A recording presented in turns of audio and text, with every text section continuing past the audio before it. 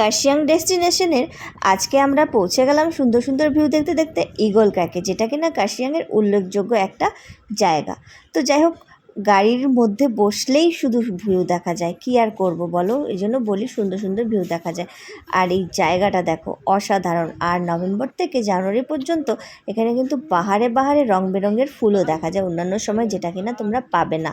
তো আমরা পেয়ে গেছি। আজকের ওয়েদারটা একটু ধোঁয়াশা ধোঁয়াশা থাকায় আমি এখান থেকে তোমাদের শিলিগুড়ি কাঞ্চনজঙ্ঘা দেখাতে পারলাম না, কিন্তু দেখাবো বন্ধুরা। আমি যে হোটেলে স্টে করেছি সেখান থেকে, সেখানকার ব্যালকনি থেকে তোমাদের দেখাবো। সেটা নেক্সট ভিডিওতে তোমরা পেয়ে যাবে। বড় ভিডিওগুলো ছোট ভিডিওগুলো দুটোই তোমরা ফলো করো।